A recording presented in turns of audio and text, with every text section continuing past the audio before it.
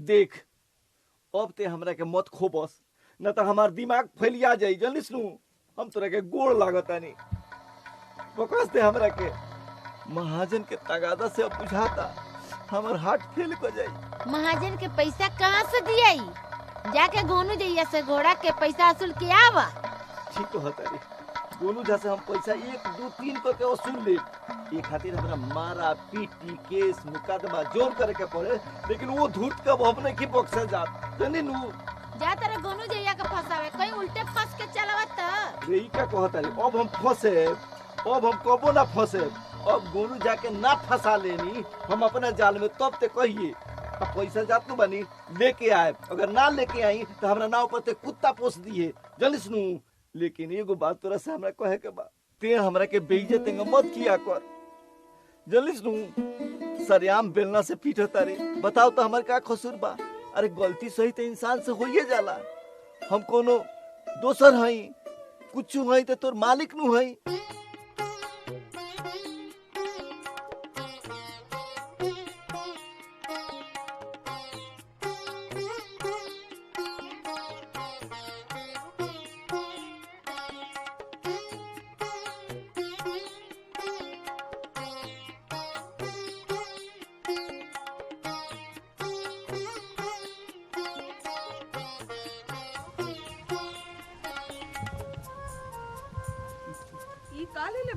खरगोश? ई खरगोश उरगोश हम ना पोसब बा। अरे पोसे के कहता? उ घुरना के जे हम घोड़ा देले बनी उ बिरनाइल बा, ओकरे ई दवाई ह। ओकर कुछ उपाय करे के पड़ी नु। एगो राखो आ दूसरका हम लेके आवतानी, घर में राखो एकरा के।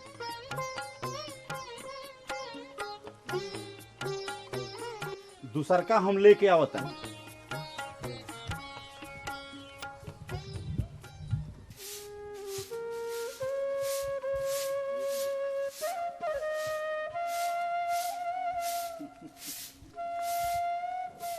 देखा एगो और ले आनी, अब 2 गो हो गई सब ठीक एक के रंग के, बड़ा दिक्कत से मिलल। अब करतनी घुरनू के उपाय। अब गोनू झा से दुश्मनी कैला के उनका मजा मिली। उ कहाँ धैलू हो? पिंजरे में धइल ले।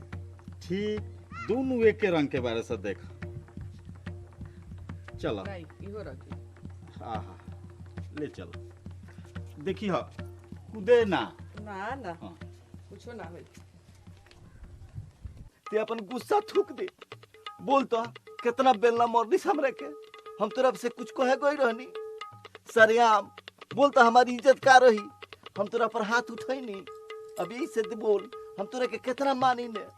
एगो ते बारिश कि हमरा के भरल बाजार में इज्जत लूटत रहता रे, हमरा पर हाथ चलावत रहता रे। देख हमर बाबू गुस्सा थूक दो। जलू नु हम कह के जात नु बानी, खड़े खड़ी गोनू झा से पैसा ना वसूल के आईनी तो हमरो नाम घूरन ना। जा तेरे गोनू जइया के फसावे, कहीं अपने फंस के चलावत। हे भगवान, ई का कहता रे ते? अब हम कबो ना फंसे। अब गोनू झा के फंसा के जेंगा सरसों से तेल निकाला जाला नु, उंग तेल निकाल ना लेहनी, अपन एक एक पैसा ना निकलनी, तब ते कहिए।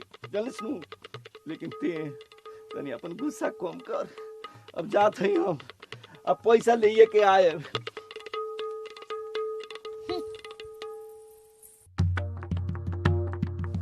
एगो खरगोशवा लेके कहाँ जाता नी जी? एगो खरगोशवा लेके हम खेत में जातानी, आ एगो जौन घरे बा ओकरा के दुआरी पर बांध दिह। जब हम दोपहरिया में आएब तो उ बांधल रहे के चाहिए। ठीक बा ठीक बा। आ सुनो, का 4-5 आदमी के खाना बना के रखी हो। 4-5 आदमी? 4-5 आदमी के खाना हम काहे बनाए? हम दोनों व्यक्ति बानी जा, तो 4-5 आदमी के खाना का होई? अरे दोपहरिया में हमरा संगे 5 गो हित लोग आई। वो लोग खातिर भात दाल 2 किस्म के तरकारी पापड़ तिलौरी सब कुछ बना के रखी हो। हाँ हाँ चिंता मत करी, सब बन जाई। बाकी हमरा बुझाते नहीं खे ई रउआ का करतनी सब। तू चिंता मत करो, सब ठीक हो जाई। तू खाना बना के रखी हो, हम जाता नहीं। ठीक बा, हम जाता नहीं।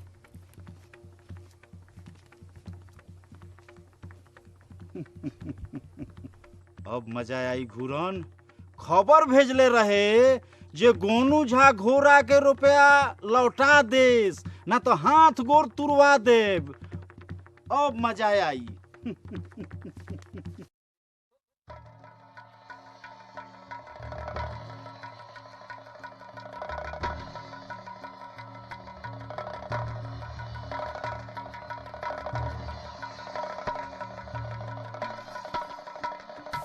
आवा घूरन आवा, आज तोहरा के घोड़ा के पैसा लौटावत नहीं। अरे लठाई, तू तो लठाई लेके आवता।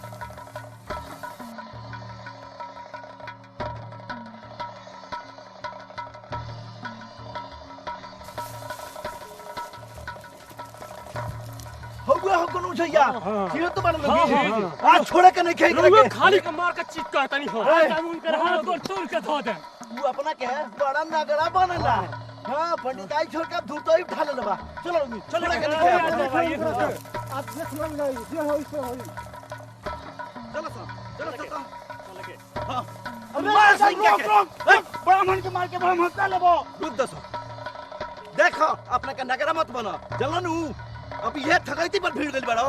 बताओ तो बड़ा कहले रहला कि हमार घोड़ा सोना के सिक्का हो गेला, एक को सिक्का ना हो गेलो। 3 दिन तक इंतजार कोइनी, मेरा हारू से पिटाइबो कोइनी। बड़ी उपाय तू हमर कर रहल बड़ा। हम अबर ना छोड़े।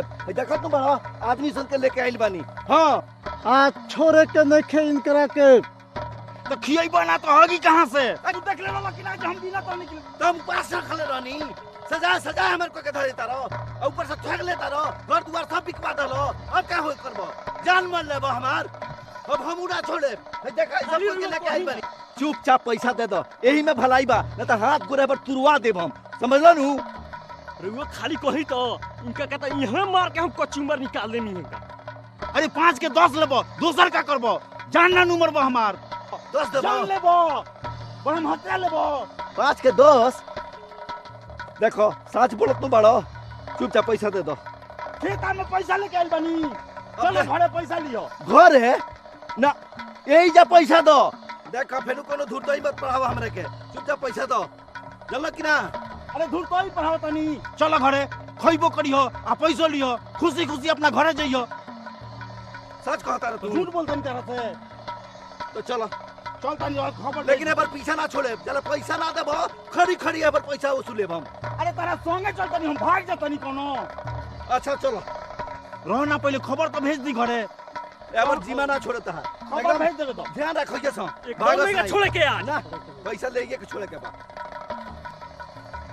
सुनो जा मलकिनी से कह दी हो जे 5 गो मेहमान लोग आवता, वो लोग खातिर भात दाल 2 किस्म के तरकारी पापड़ भुजिया सब बना के रखे के हैं।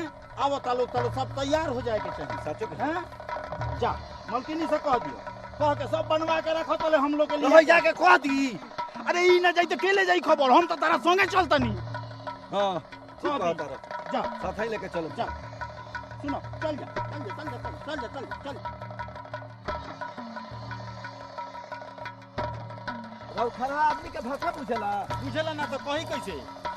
तो कह देलो मालकिनी से। अरे बन गइल होई, चलो आंख से देख लियो। अच्छा हाथ बन गइल हुई। बन ना गइल होई। पंडिताइन हम जौन जौन कह के गइरनी हो, भात दाल 2 किस्म के सब्जी पापड़ तिलौरी सब बना दे रहलू। हाँ हाँ रउआ जे जे कह के गइल रहनी है, हम सारा चीज बना देले बानी। तो खाना परोसो, उ आवता रे सब। ठीक बा ठीक। आओ लोगन बैठो, हम आवतानी। प्रणाम करत है खरहा देव, अपने के धन्य बानी। पले ही पहुंच गेल बानी है। आओ लोगन बैठो, खाना परोसा गेल बा, हम ले आवत। फक्कड़ फक्कड़ लाल बुझक्कड़ कैसे देश बुद्धि से टक्कर, ये भी ठगे आवे इनका के। देखी सुनी है कहानी गोनू झा के। खाना कैसन भइल बा घुरन? अरे का बताई पंडित जी, मियाद प्रसन्न हो गए। ई पंडिताई ने अपना हाथ से बनौले बड़ी। हाँ, रसोई के का बताई पंडित जी, रसोई तो इतना स्वादिष्ट बा कि एकर जितने तारीफ करी उतने कम बा, समझनी नु। ऐसा रसोई तो घूरन के बिरले भाग से कोई मिलेला, समझल गइलू। हम जरूर बुझत है पंडिताई के हाथ के बनावल हवे नु, तब तो इतना मीठ लागता। धीरे धीरे काहे खाता रहो, खा खा। ये बात कही पंडित जी ना पैसा के नू। अरे पैसा के कहता पंडित जी, पहले हमार बात तो सुनी ना, हम कह देतनी। सुनाता हो 10,000 रुपया गिन के रखियो। एकर का जरूरत बा पंडित जी, पहले हमार बात तो सुनी। जब से हीरा कारी खरा हम देखनी हो, तब से हमार भूख प्यास सब भाग गइल बा, भूखे नहीं खेला। हाँ कहाँ पैनी ऐसे खरा पंडित जी? अरे मत पूछो, बड़ा दूर से एकरा के लेल बनी, बड़ा दूर से जंगल ऐसन खरहा ना मिली। हाँ हाँ हाँ सही कहता नहीं रहुआ, ऐसा खरा हम आज लेना सुन ले रहनी है ना देख ले रहनी हो। तू खाना खा। आ सुनो, पैसा निकाले के कह दिनू, हम पैसा निकलो। अरे 10,000 गिन के निकलियो। ये के कहता पैसा के? बे महाराज जी पैसा के नाम काहे लेता नहीं? हमरा के पैसा के नाम लेके गुरन के बेइज्जत मत करी। मान ली कि गलती सही गुरन से भइल बा तो अपने के बोड़ बानी, गुरन छोट बाने, हजाम जात बुझते बानी, तनी गलती सही बोला गई है के अमरख ना करे पंडित जी। ना गुरन ना, देखो ना ना लाठी लेके खेता में अइलो हो, हमरा इज्जत बुझाइल हो। एको लाठी हमरा पर पड़ जाई, जवार में हमार का प्रतिष्ठा? ना ना ना ना लोग प्रणाम करेला। गलती तो घूरन से हो गई बा के माफ कर दी पंडित जी, माफ करी। तू खाना खा, हाँ अपन पैसा लेके जा, जल्दी खा। जा, अब हमरा पैसा ना चाहिए, अब हमरा के रहुआ खरहवे दे दी पंडित जी। हमरा 10,000 रुपया ना चाहिए, खरहवे दे दा जा। खाना खा, खाना खा, खाना खा, खाना खा। जानता रहो घूरन, आज खरहा दे दे, बिहान फिर तू कुछो कहे चली। ना ना कान पकड़त है। अब हम का, हमार बाप कुछ कहे रुआ लगे ना आई है। हाँ वो तो फुलमतिया के अध कपारी में हारू मिल गई बिया हमरा, ओकरा चक्कर में पड़ के ई गलती सही हो गई, माफ कर दी। ना तो सुनो, खरहा तारा के देव तो अब 5 आदमी के कागज बनवा के देव। अरे कागज काहे ला बनवाए? है पांचों गवाह तैयार बाड़ लोगे नु? हाँ बोली तो बढ़ले बनी सा। एक मुहा बोला तारे से। अच्छा तो खाना खा, हाँ पैसा छोड़ दी, मना कर दी। ना मना कर दी रुआ। ए सुनाता, पैसा मत निकलियो। हाँ मना कर दी कि हम तो दुकोर खा ली पेट हाँ, में। खा।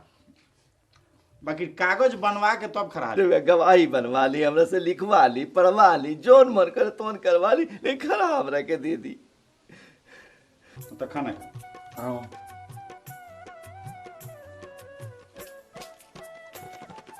सब जने खा लो लोगी तो चले के अब हमरा भूख मर गई। खरा लेके भागे के बना था पंडित जी के ईमान बदल जाई।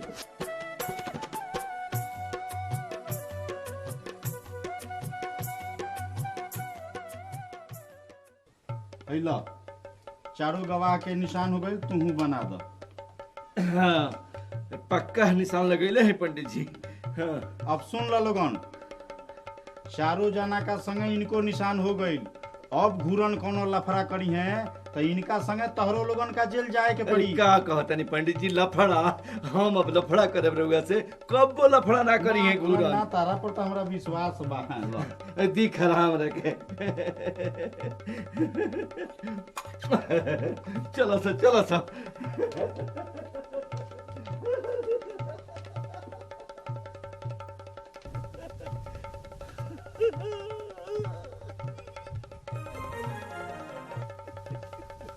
जा घूरन जा, तू याद करबो जे गोनू झा से भेंट भई रहे।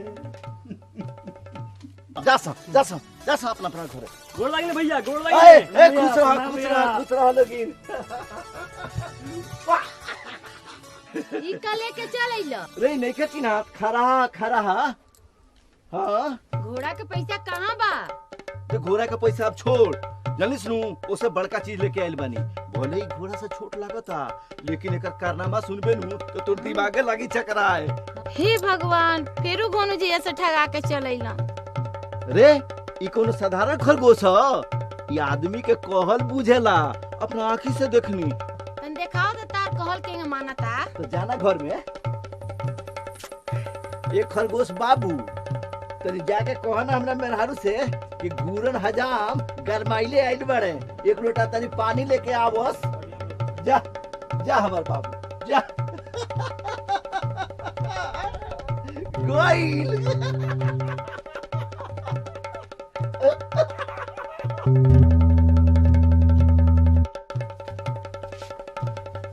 गरमा गइल बा मियाँ, प्यास लग गइल। ए खरा हो जाए कनक हवे लेना हुआ पनिया। ए पदानु तार खराहा कहाँ कुछ हमरा से कलस ना कलक कुछु भाग के जंगल पकड़ ले। जंगल में पकड़ लो। अगरे क्या कहता रे कलक हवा तोरा से हां लबड़ी बोलता रू कहानी है घोनु जइया से फेर चुट अरे बाप रे बाप रे सामान बर्बाद कर देला। रे क्या करता रे ना छोड़ना रे रे रे बाप रे बाप रे ना छोड़ना रे दादा रे छोड़ दे और ना ठगा दे रे बाप रे बाप रे दादा रे दादा